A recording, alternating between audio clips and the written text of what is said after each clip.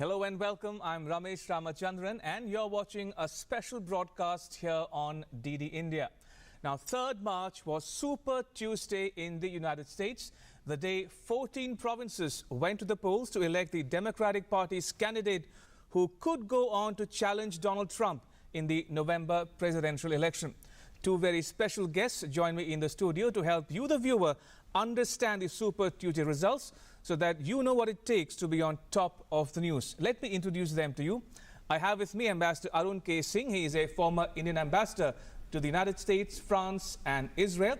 Also joining me in the studio is Professor K.P. Vijayalakshmi from the Jawaharlal Nehru University.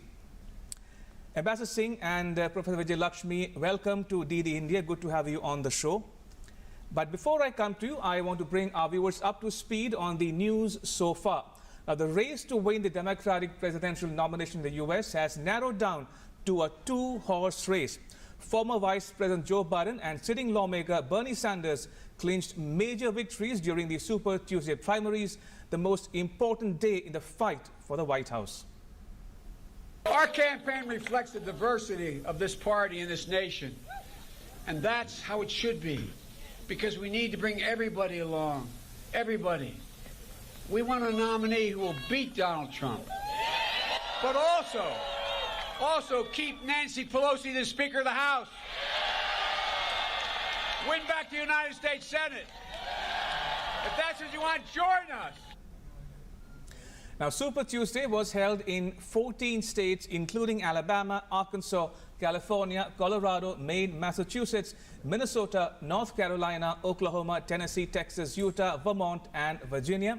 Now, Biden grabbed Virginia, North Carolina, Alabama, Oklahoma, Tennessee, Minnesota, Massachusetts, and Arkansas, propelling him as the frontrunner in the primaries, a remarkable turnaround in his electoral fortunes.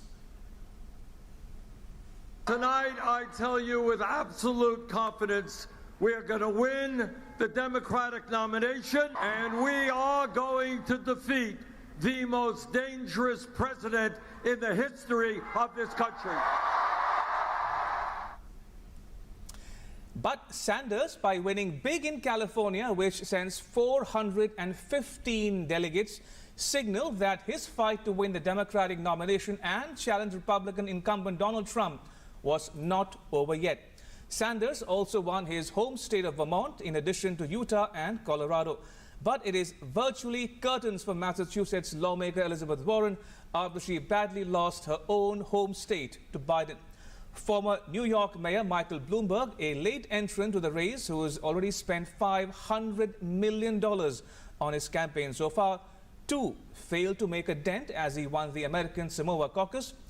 And lawmaker Tulsi Gabbard, the first Hindu to enter the lower chamber of U.S. legislature and whose presidential ambition has failed to take off, won her first pledged delegate in American Samoa as well.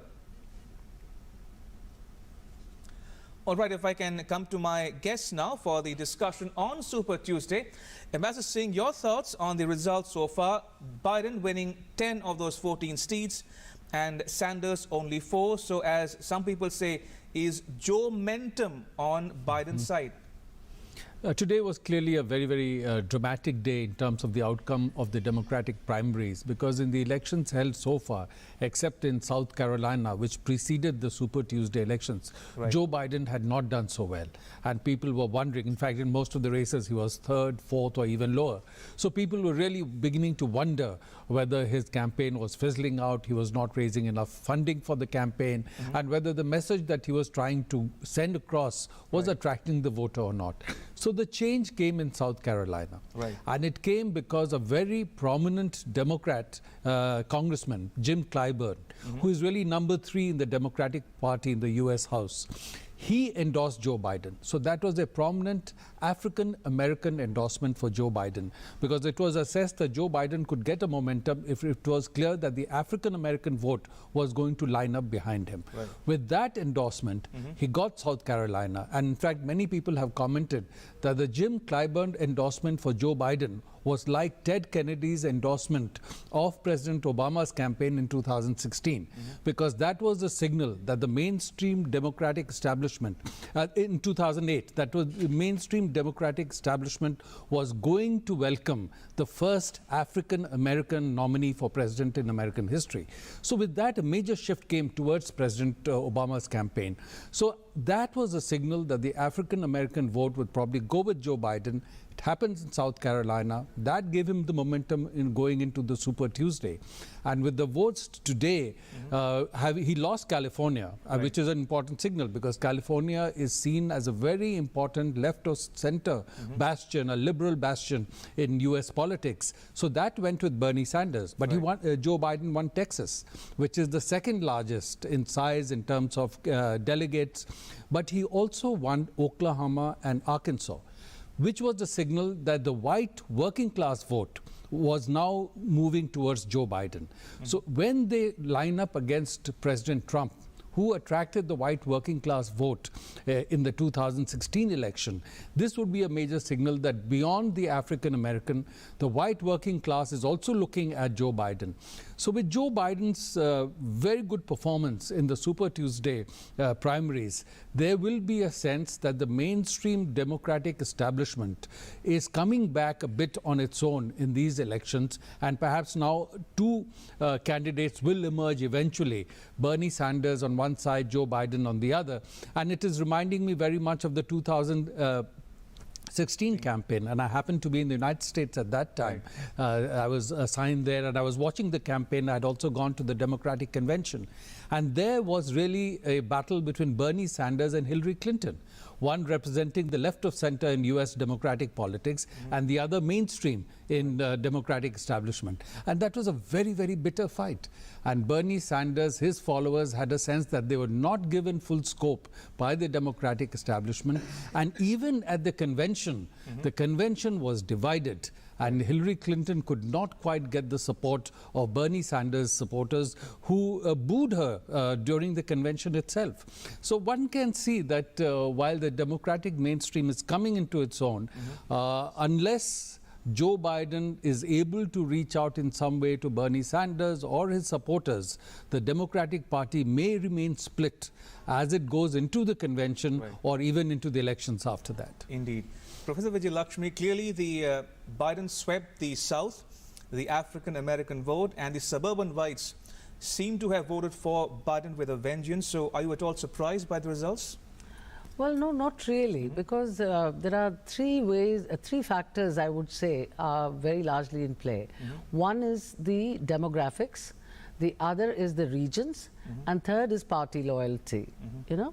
So if you put it together, one could have predicted to some extent that this would become a two-horse race.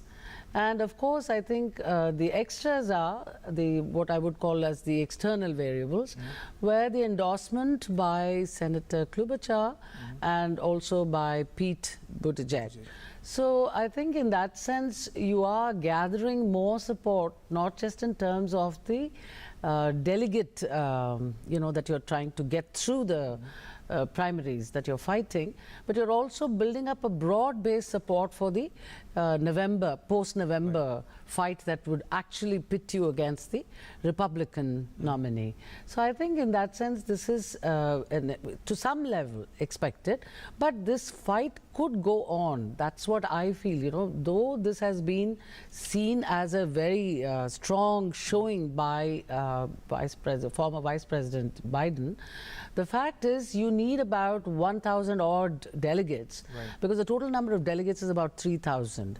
So there's a lot of delegates still at play, and we do say that Super Tuesday is in some ways a disservice to the other states, because, you know, it's not as if the other states don't matter. They do. After all, you know, at the end, there is an electoral college yet at play in the actual presidential elections. This is only a fight for a party nomination. And the primaries came in 1900s because of the corruption in the party bosses and the state bosses and the party establishment, which Ambassador Singh was talking about. And I think in some ways, Bernie Sanders and other candidates who support him, lawmakers who support him, have constantly started saying that the establishment is not in touch with the grassroots, feelings and grassroots individual preferences, and so during the convention maybe they'll make another play. So there is another new, one more expectation, as it were, is will there be a brokered convention? Will there be a brokering at that time by the party bigwigs and the establishment and the so-called revolutionaries, if you like, or the Turks within the party? So I think all of these are at play.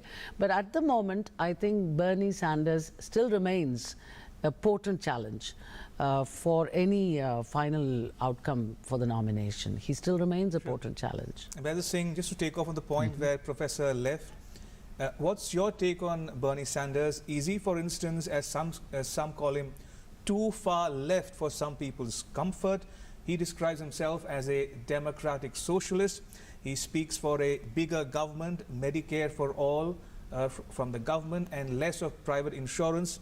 There's a youth surge in favor of Bernie Sanders, and he's been able to generate funds for both 2016 and now the elections in 2020. So what makes Sanders stick? He has clearly captured the imagination of a segment of the US voter, a segment of the Democratic voter. And he's doing this second time around, so it's not a fluke. He did that in the 2016 campaign, and he's repeating that now.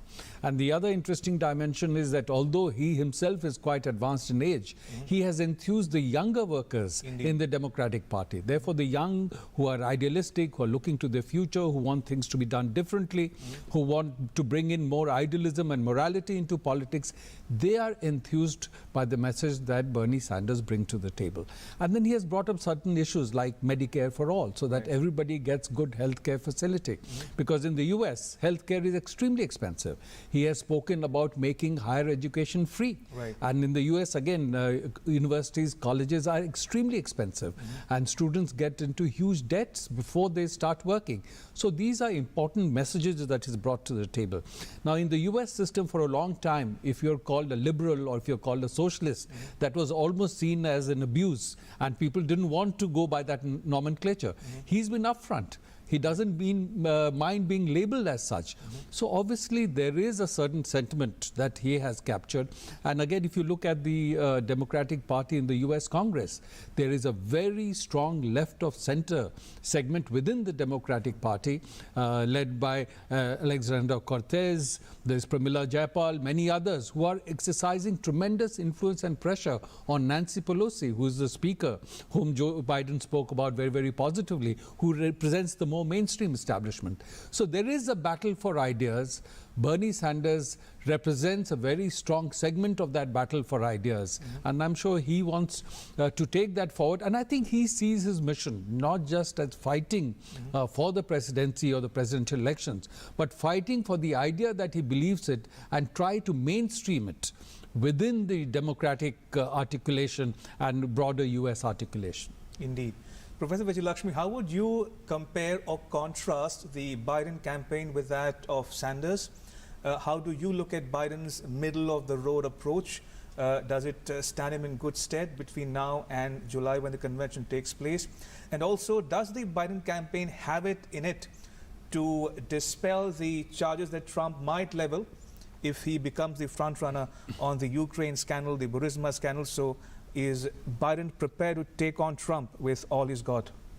I think so, because, for him to have persisted despite the narrowing of lead before the Super Tuesday, and despite a number of stories appearing about, his viability and the way that Sanders' campaign was actually able to not just narrow down but overtake Biden campaign.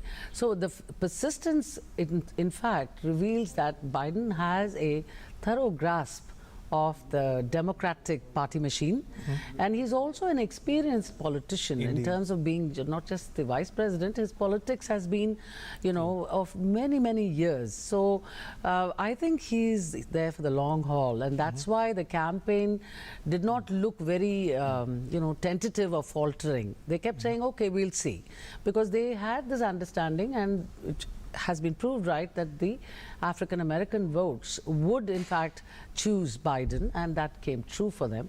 But it's also true that the affluent also and the college educated, for example, Oklahoma, you mentioned Oklahoma.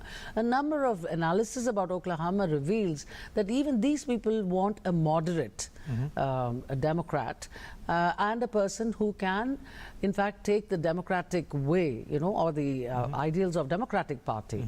And the problem with Sanders' campaign and Sanders' choice of issues, while they are very welcome and they have in fact ignited a number of young as well as old people, the fact is that the question of payment, who would pay, how would we pay for these things, those are deeper issues that would come up, not at this stage perhaps, but it would be something that, you know, if it goes further in the next 2-3 contests that we will see for the Democratic Party, this will become a big question. How will you pay for it?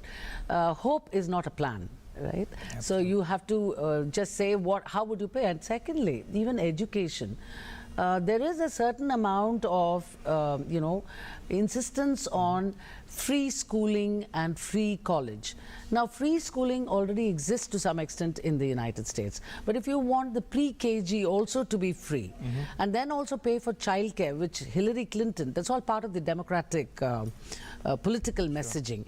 So I think, you know, there is a certain amount of there are some issues that are still out there which will become sharply delineated as we get to the, you know, closure of the final nomination contest. But there are many states in play as well. And the other question that you did raise was, how would Biden face Trump? Well, he's been facing it all along. So in many ways, this win from now to July or June, I suppose, in Milwaukee, Wisconsin, they're meeting.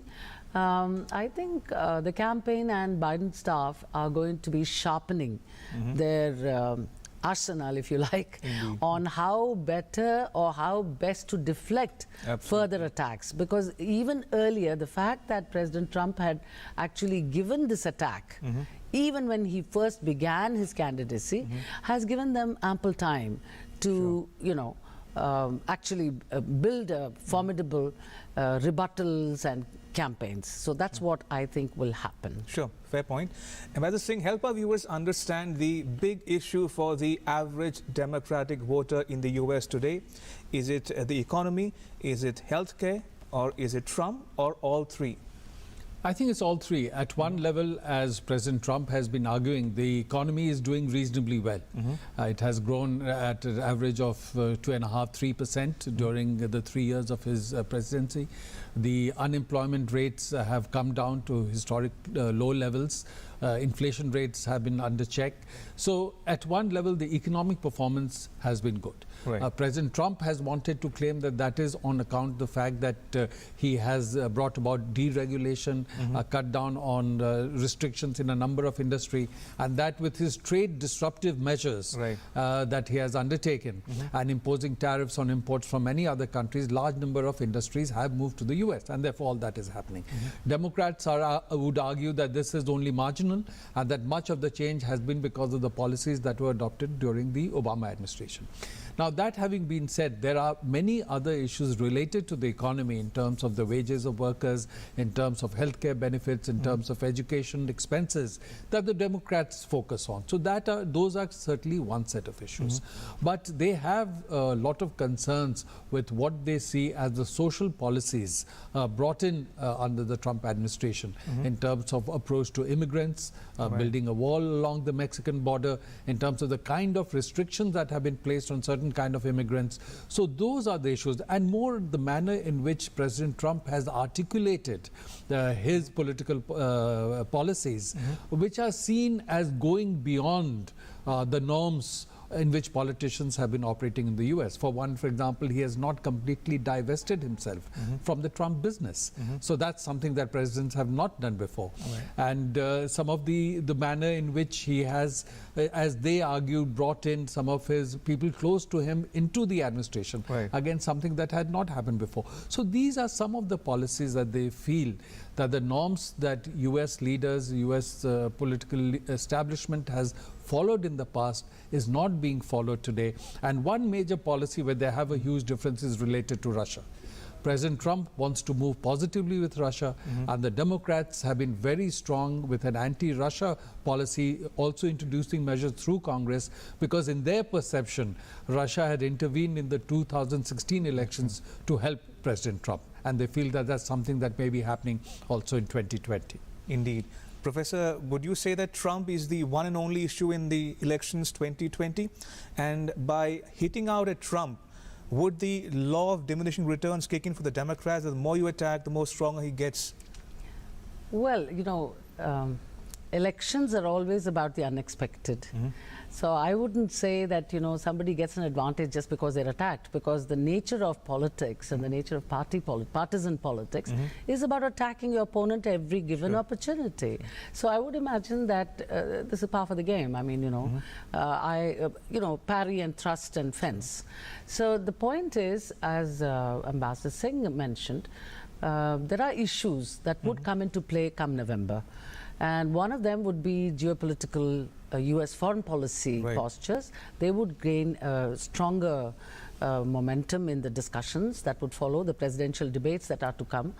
And it would mean also a, while not a threadbare discussion, but there would be a definitive approach difference between the two candidates, and that would give us a better clue on whether they think Russia and China have indeed become their number one threat or number two threat, and whether that is a pan-American understanding or is it just a, you know, ploy for getting a issue onto the debate stage. So those are the issues. But I think by now we have seen the documents, and the administrative machinery that works on US foreign policy has largely talked about Russia as one of the major problems in their foreign policy, which witnessed the fact that while selling sensitive and highly technical equipment to India, with a lot of bonhomie in the enabling defense, trade and technology initiative, they are still saying that, look, S-400 purchased by India is not something. And the second part of this you know, dual track or a triple track that you can see in the US politics and the system right now is also that Trump likes Mr. Putin. But the rest of his administration says, no, Russians are, you know, a problem. So one has to deal with that. And the Congress has even other views. But then China is also seen as a major competitor, and China is seen as one which would, in fact, break some of the rules that has been established by the United States, particularly in Asia and Indo-Pacific, as you know. But more than anything else, the human element of Bernie Sanders being a visitor to Soviet Union, how would that play out? I mean, you know, that would also be a point that one can think about. So I'm not at this point talking so much about, say, the harsher and the more brutal politics that's going to follow after the nominations have been completed. But at this point, it is within the Democratic Party that the candidates are explaining to the party faithful, really, about whether or not their purpose and their policy and their strategies is something that you could vote for. I mean, they're really talking to the Democratic Party.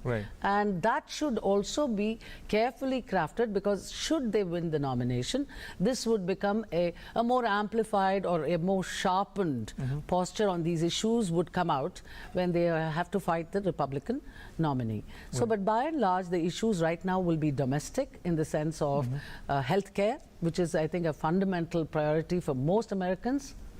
Because, as you know, between India and the United States, we've signed one on a memorandum of understanding on mental health as well. A lot of issues are not covered in detailed analysis, but healthcare is not only expensive just in terms of access to hospitals and cures and so on. But a lot of people have chronic illness and they have no money to pay for things like massages or any of those alternative complementary integrative health systems, So that's also being researched now, and the federal agencies like Veteran Affairs agencies are looking into it. So I am not at all surprised that they've signed something, because Ayurveda has a number of answers to chronic illnesses. But right now the funding is the issue, and I think most voters want to know, how will you fund this particular position you've taken on this issue, and that would make a great deal of difference in choosing. And the secondary, or not secondary really, the other important thing is, can you defeat Trump? See, that defeatability and electability, I think these are two frameworks in which they will go to choose their nominee. Indeed. I'm running out of time, so one last question to both my guests, starting with you, Ambassador Singh, regarding the foreign policy agendas of the two parties. How do the Democrats and Republicans stack up on issues of immediate concern or interest to India, namely terrorism, namely China, namely Pakistan, and namely issues internal to India? I think there tends to be a broad similarity in their positions, some nuances of difference, and traditionally India has enjoyed bipartisan support in the US for the relationship, because they see a lot of convergence. So I think on China, for example, President Trump has come out very strongly, articulate that China is a major peer competitor. China is not following international rules and norms, and therefore there has to be a pushback on that. And you saw that also under President Obama when he spoke of pivot to Asia. On Pakistan, all US administrations, whether you look at Clinton, Bush, Obama or Trump, have sort of vacillated between at times incentivizing Pakistan, at times pressurizing Pakistan, depending on what they feel will work for them in terms of their own interests. Right now, for example, President Trump started with pressurizing, now he's incentivizing. So again, we'll have to see whichever is the US administration, to what extent do they need Pakistan in terms of their own interests, especially in Afghanistan. On terrorism, again, it has been linked to how they see the terrorist threat to themselves. So when the terrorist threat to the United States and the terrorist threat to India has some convergence, they work more together. When the convergence is not there, there may be lip service, but not the same level of working together. So I think that will be the approach, but I suspect the Democratic nominee would try and articulate that President Trump has brought down US role internationally and spoilt its relations with its allies and partners, and that's what they'll try and hit at. All right, Professor Vijayalakshmi, you get the last word. Your thoughts on the foreign policy agendas of the Democrats and the Republicans on issues such as China, Pakistan and terrorism? Well, I think I broadly agree that there has been a degree of bipartisan support to India-US relations, which we have been very happy to see and to encourage. And I think beyond administrations, there have been a definitive understanding of a pan-American kind on China as a peer competitor. You do see them now pressurizing us on digital dialogue, which is also to deal with 5G and Huawei and all of that. And I think that's part of that. But the essence of the argument is that it is a pan-American thinking, and therefore both Democrats and Republicans may differ on how to deal with this problem, but they have not differed on that it is a problem. China is a problem and a concern. The second thing is also about gathering more support rather than just a voluntary coalition of the willing to a more nuanced and principled, for example, Indo-Pacific joint statement. For example, we did see that during Clinton time, it was a kind of new equation building 5 pillars on which we could have a new, improved and a strong Indo-US relations.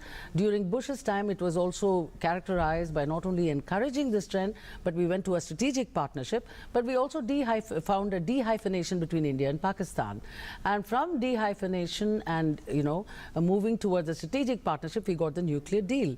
But then came Mr. Obama, and we found that not only had the strategic dialogue and partnership issues improved because he called it a defining partnership of the 21st century. So there was this idea of a shared future, and at the same time, exhibited some jointness in the joint statement on the Indo-Pacific.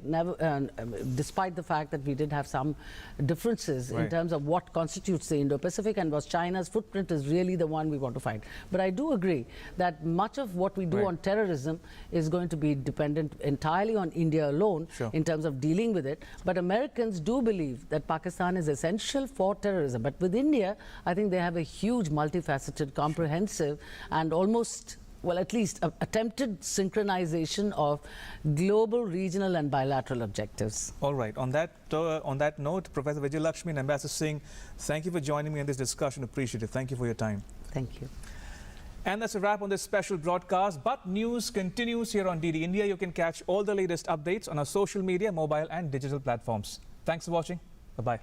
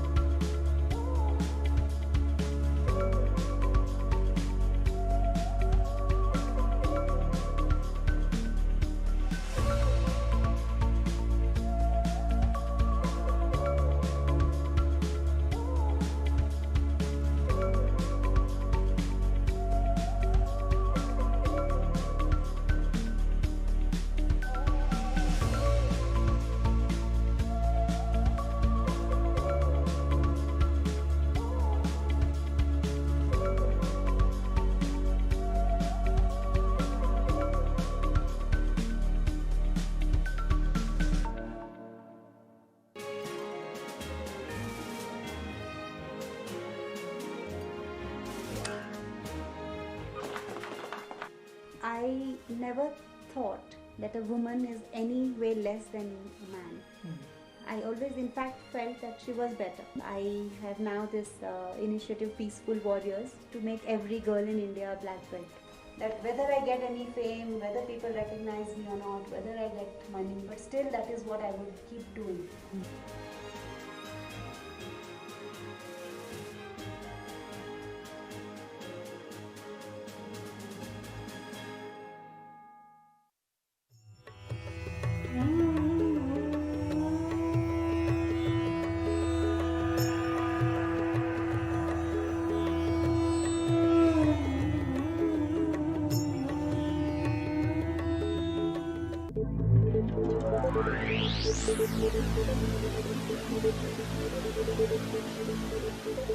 Nestled in the foothills of the Himalayan mountain ranges, Dehradun is one of the oldest cities of India.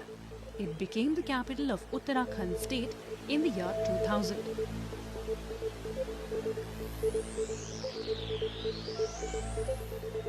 In the past decade, the city has witnessed rapid development but still retains its charm. There are many places to visit in and around the city. The ancient Tapkeshwar temple of Lord Shiva on the outskirts of the city is one of them.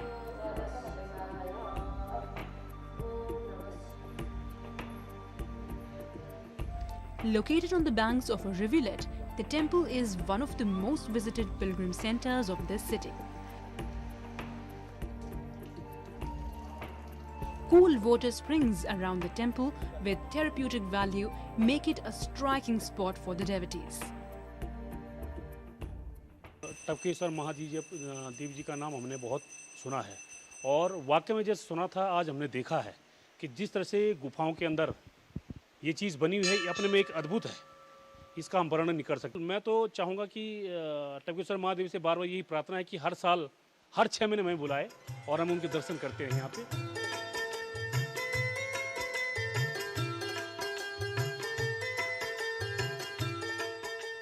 There is another holy place in the city which attracts a large number of devotees all round the year. The Ram Rai Gurdwara built in the 17th century by Baba Ram Rai himself. According to legend, it was because of the dera or the camp settled by Baba Ram Rai that the Doon Valley came to be popularly known as Dehradun.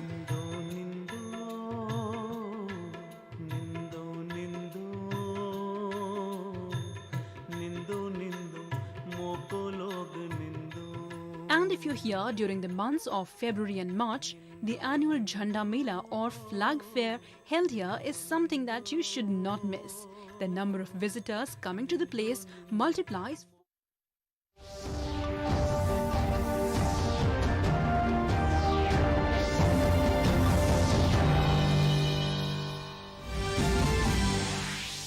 Lok Sabha Speaker suspends 7 Congress members for the rest of the ongoing budget session, including Gaurav Gogoi, T.N. Prathapan, among others.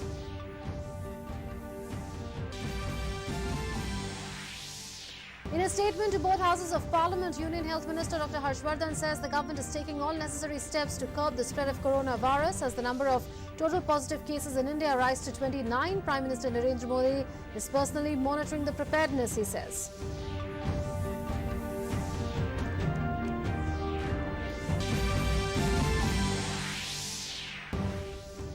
Health Minister says India is in touch with Iran on possible evacuation of Indian pilgrims and students stuck there. Indian medical team arrives in Iran for screening. Latest travel advisory mandates passengers coming in from Italy and South Korea to be tested negative for the virus first.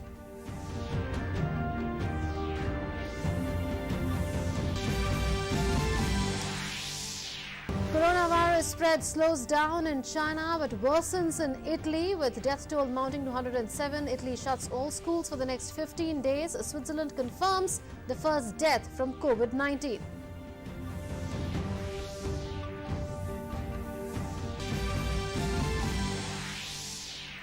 Delhi court issues fresh death warrant to Nirbhaya convicts, all 4 of them to be hanged at 5:30 a.m.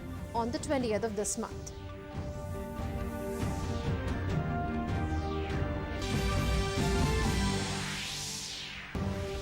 And in cricket, in Women T20 World Cup, India qualifies for the final by virtue of finishing higher on the points table as rain washes off the semi-final against England. Hosts Australia take on South Africa in the other semi-final.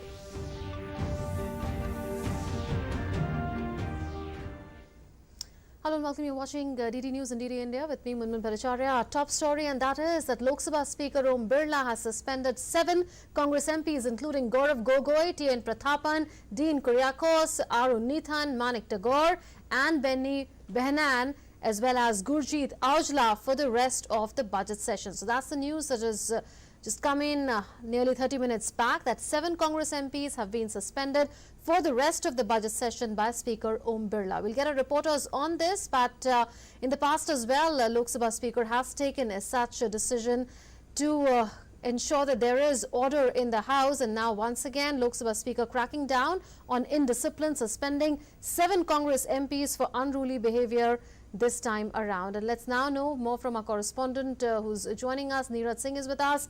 Neeraj, a tough decision taken to crack down on indiscipline by the Lok Sabha Speaker by suspending these 7 Congress MPs? देखिए बिल्कुल मुनमुन, पिछले अगर हम 2-3 दिनों से देखें तो लगातार जो लोकसभा स्पीकर हैं वो इस बात का जिक्र कर रहे थे कि संसद के अंदर जो आचरण है वो ठीक तरीके से होना चाहिए। और कांग्रेस पार्टी के जो तमाम जो नेता हैं वो जिस तरह से हंगामा कर रहे थे, दूसरी पॉलिटिकल पार्टियों की बात करें तो टीएमसी है वो जिस तरह से बैनर लेके लगातार वेल में आ रहे थे, हंगामा जिस तरीके से हो रहा था, कई बार लोकसभा अध्यक्ष ने इस बात की चेतावनी भी दी थी, उनसे प्रार्थना भी की थी, गुजारिश भी की थी कि सरकार तमाम मुद्दे हैं उन पर चर्चा करने को तैयार है। दिल्ली दंगे को लेकर जिस तरह से कांग्रेस लगातार आक्रामक रुख अपना रही है लोकसभा के अंदर और राज्यसभा के अंदर, सरकार ने स्पष्ट किया है कि हालात सामान्य होने के बाद 11 तारीख को दिल्ली दंगों पर भी जो चर्चा है वो सरकार कराएगी और तमाम विपक्ष के सवालों का जवाब भी देगी। और आज भी ऐसा ही हुआ कि जब पूरे देश में कोरोना को लेकर जिस तरह के हालात बने हुए हैं और सरकार ने अपना जो पक्ष है वो कोरोना को लेकर आज लोकसभा और राज्यसभा में रखा। स्वास्थ्य मंत्री ने बयान दिया दोनों सदनों में, तो उस समय जरूर दोनों सदनों की जो कार्रवाई है वो चलती रही। लेकिन जब 11 बजे, मैं आपको एक इंसिडेंट का जिक्र करूंगा कि 11 बजे जब राज्यसभा की कार्रवाई शुरू हुई थी तो गुलाम नबी आजाद ने, जो नेता विपक्ष है, उन्होंने इस बात का जिक्र किया कि आज हम सिर्फ कोरोना पर ही चर्चा करना चाहते हैं, उसके अलावा और किसी विषय पर चर्चा नहीं करना चाहते। तो उस समय जो सभापति हैं उन्होंने स्पष्ट किया था कि आप इस तरह से दिशा निर्देश नहीं दे सकते, ये पीठ का अधिकार है, वो किन किन मुद्दों पर चर्चा कराना चाहता है। और इसके साथ ही तमाम जो दूसरे नए सदस्य हैं वो भी अपने जो इश्यूज हैं वो उठाना चाहते हैं। तो आप इस तरह से बांध नहीं सकते हो पार्लियामेंट को। और वही स्थिति लोकसभा में देखने को मिली। बार बार गुजारिश करने के बाद, बार बार प्रार्थना करने के बाद, बार बार चेतावनी देने के बाद जो कांग्रेस के जो सदस्य हैं वो नहीं माने, लगातार बेल में आते रहे, नारेबाजी करते रहे, जो पेपर है वो फेंकते रहे। और यही कारण है कि एक जो सख्त जो डिसीजन है वो लेना पड़ा, क्योंकि अगर लोकसभा अध्यक्ष इस तरह का डिसीजन नहीं लेते तो दूसरे जो सांसद हैं, दूसरी पॉलिटिकल पार्टियों के सांसद हैं, जो निर्दलीय सांसद हैं, जो अपने इश्यूज को रखना चाहते हैं, अपनी बात को संसद के सामने रखना चाहते हैं, अपने इश्यूज को सॉल्व करना चाहते हैं, तो वो 3-4 दिन से किसी भी तरह की बात नहीं रख पा रहे थे। इस स्थिति में तो निश्चित तौर पर एक जो डिसीजन है वो लोकसभा अध्यक्ष को देना पड़ा। और आज पूरे बजट सत्र के लिए कांग्रेस के 7 सांसदों को लोकसभा अध्यक्ष ने निलंबित कर दिया। That's right, Neeraj, if you're still with us. अगर पॉलिटिकल पार्टी के लोग अपनी बात को ठीक तरीके से नहीं रखेंगे, हंगामा करते रहेंगे, संसद की गरिमा के साथ खिलवाड़ करते रहेंगे, तो उनके साथ सख्त कदम उठाया जाएगा। क्योंकि जितना अधिकार कांग्रेस के सदस्यों का है उतना ही अधिकार दूसरी पॉलिटिकल पार्टी के सदस्यों का भी है। और यही कारण है कि 7 सांसद सदस्यों को आज लोकसभा अध्यक्ष ने बजट सत्र के लिए सस्पेंड कर दिया। Neeraj, do you think that this will act as a deterrence against such unruly behavior in future? Because we've seen these decisions being taken in the past as well. For instance, in November last year, 2 MPs were suspended by Lok Sabha Speaker, and now we are seeing that, especially in this particular session, there has been a lot of unruly behavior. So is that message going to now go down straight to all political parties and their parliamentary party leaders that the chair will not accept such unruly behavior? देखिए, बिल्कुल, क्योंकि इससे पहले भी जिस तरह से कांग्रेस के जो सदस्य हैं जिनको सस्पेंड किया गया, उस समय भी उन्होंने इसी तरह का जो आचरण है वो रखा था। लगातार नारेबाजी करते रहे, बिल में जाके पूरे सदन को डिस्टर्ब करने की कोशिश की गई।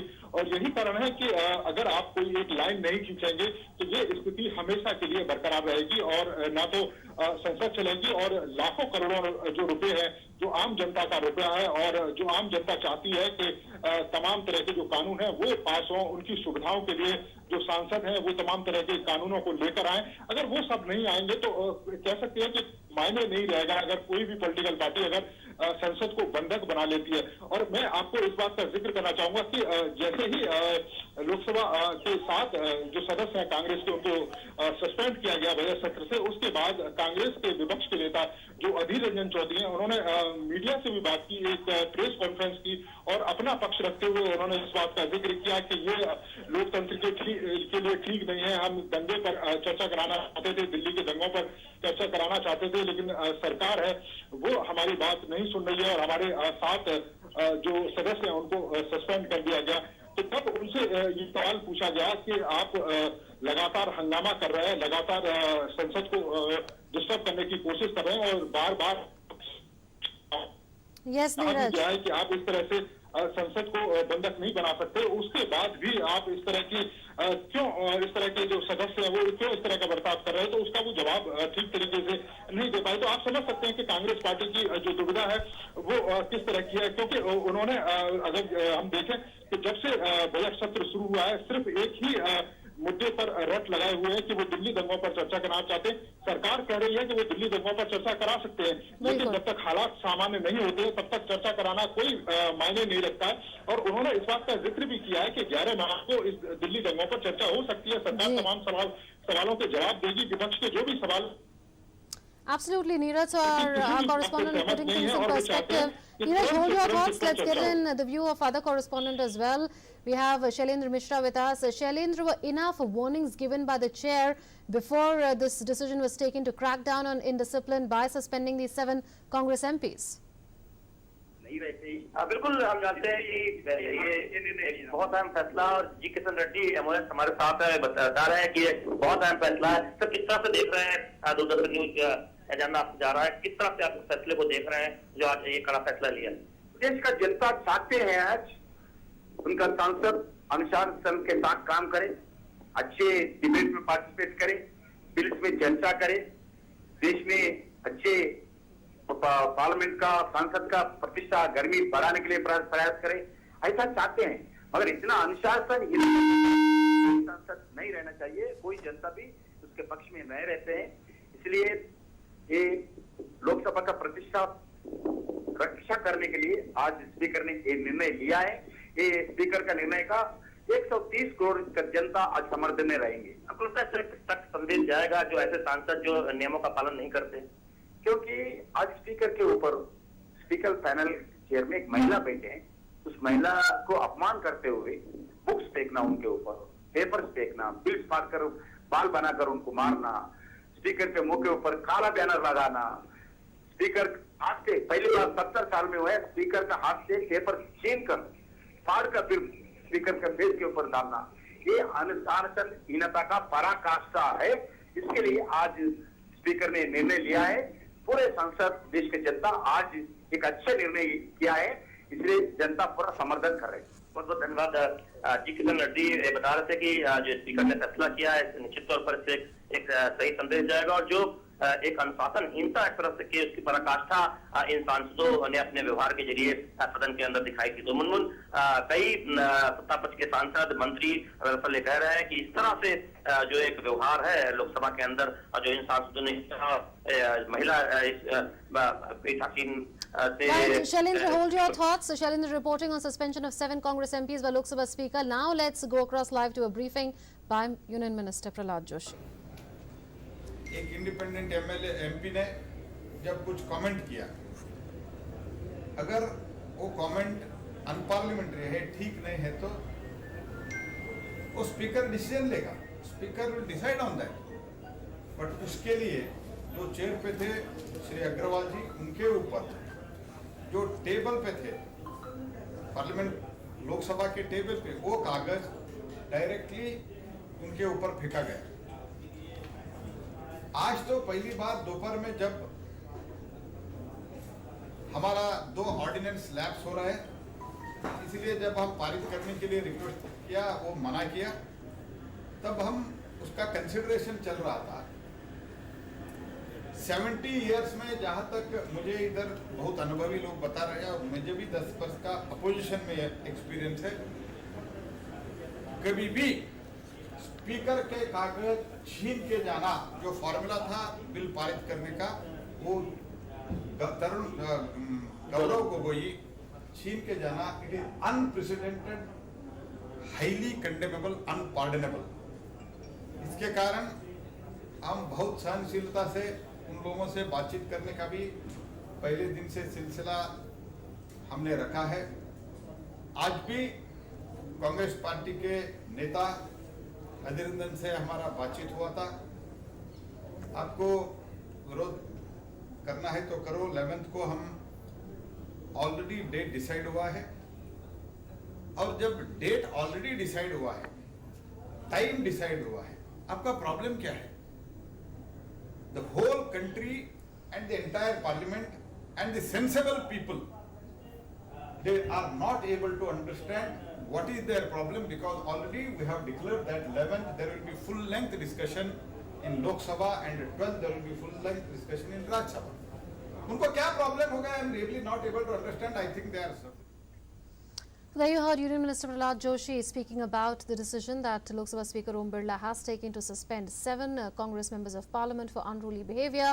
They've been suspended for the rest of the budget session. Our reporters were telling us, giving us more details on what really transpired in both houses of Parliament, especially in the second half of the budget session, where we haven't seen much work taking place, and a lot of opposition is being seen in terms of unruly behaviour by the opposition benches, including sloganeering, raising placards, as well as rushing to the well of the House and even throwing paper missiles towards the chair. So the chair taking exception to that and cracking down on indiscipline. Let's move on now. Lok Sabha adjourned for the day over the Delhi violence issue amid ruckus. Lower House took up the Mineral Laws Amendment Bill 2020 for passage.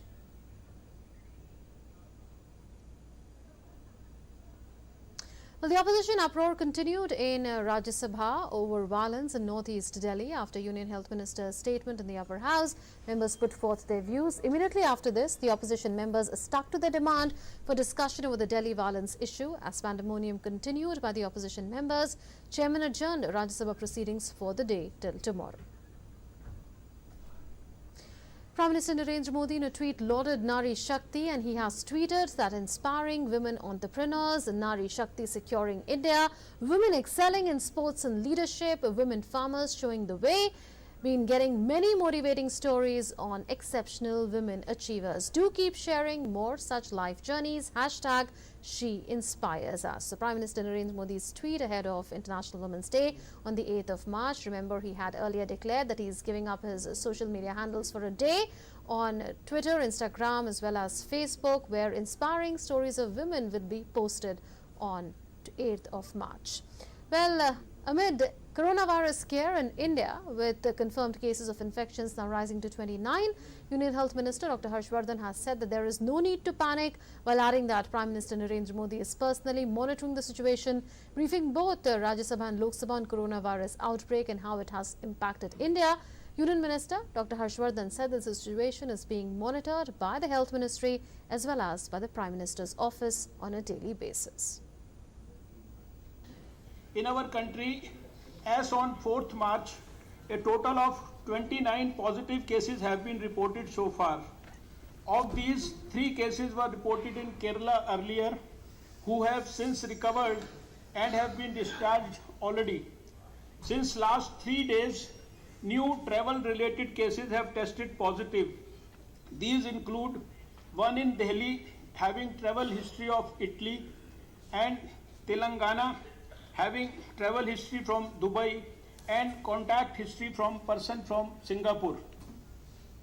Both are clinically stable. 6 more cases have tested positive in Agra, Uttar Pradesh, having contact history with the case in Delhi. Required action as per cluster management plan has been initiated. Further, an Italian tourist and his wife have tested positive in Rajasthan. 14 other accompanying tourists in this group and their Indian bus driver tested positive on their return to Delhi. All of them are reported to be stable. A recent positive case has also been reported in Delhi yesterday, having travel history from Italy and is stable. The minister also said that India is in touch with Iran on possible evacuation of Indian pilgrims and students stuck in coronavirus hit nation. Another major area of concern is Indian pilgrims and students stranded in Tehran and Qom, Iran, epicenters of the Iran COVID-19 outbreak. Government of India is following up with Iran authorities for their well-being and to tie up evacuation as per need.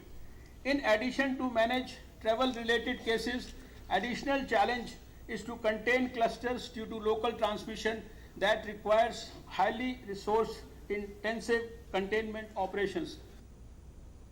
And now an update on Indians stranded in Iran and for their families. External Affairs Minister Dr. S. Jaishankar has said that our medical team for screening arrives in Iran today. Hope to establish the first clinic at Qom by this evening. Screening process will start immediately thereafter, working on logistics of return with Iranian authorities.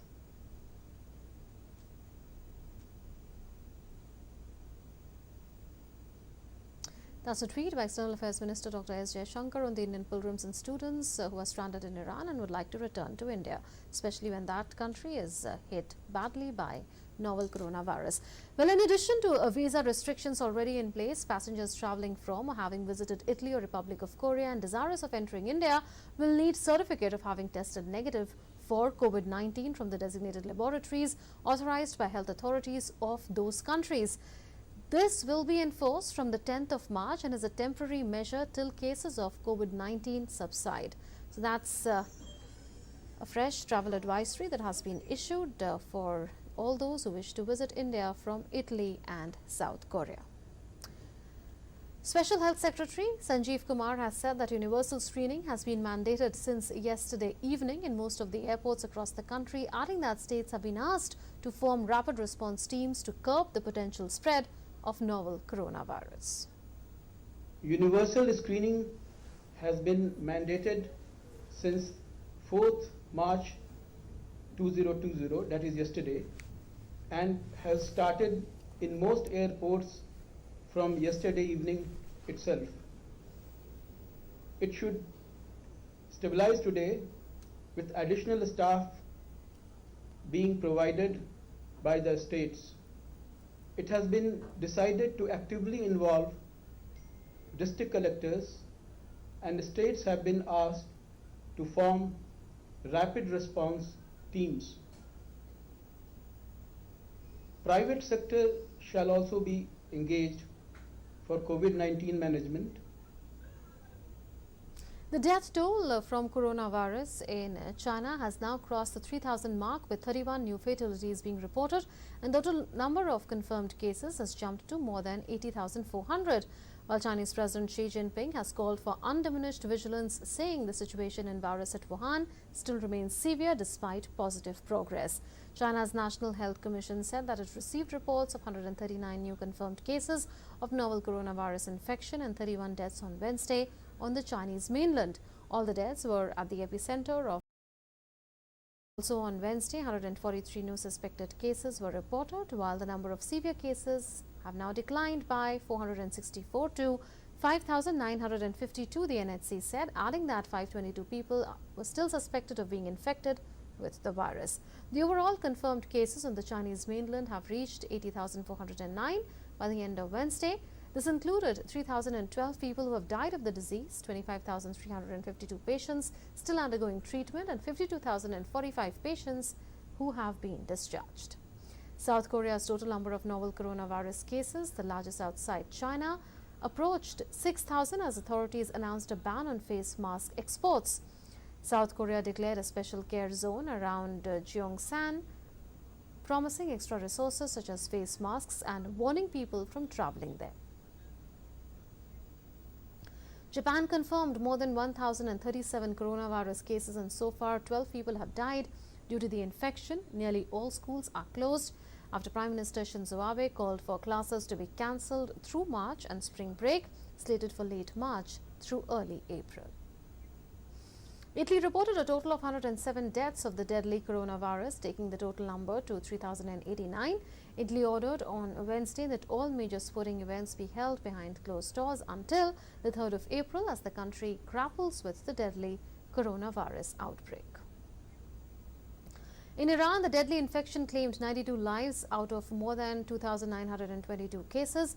Iran will temporarily release 54,000 people from prisons and deploy hundreds of thousands of health workers as officials announced a slew of measures to contain the world's deadliest coronavirus outbreak outside China. The USA's death toll from COVID-19 rose to 11 on Thursday, and nationwide there are nearly 160 confirmed cases. U.S. House of Representatives overwhelmingly approved an $8.3 billion bill to combat the spread of the new coronavirus and develop vaccines for the highly contagious disease, sending it to the Senate for final passage. California Governor Gavin Newsom declared a state of emergency over the coronavirus in the state, which now has 53 confirmed cases. France said that 21 new cases of COVID-19 had been identified, with a total of 285 cases now diagnosed, of which 12 were cured and 4 have died. Some 120 schools closed in France this week in areas with the largest numbers of infections. Switzerland has confirmed first coronavirus death with 58 confirmed cases of COVID-19 since the disease first surfaced in the country on the 25th of February. Well, that's it then in this edition of the news. News and updates will continue on DD India and DD News. Stay tuned.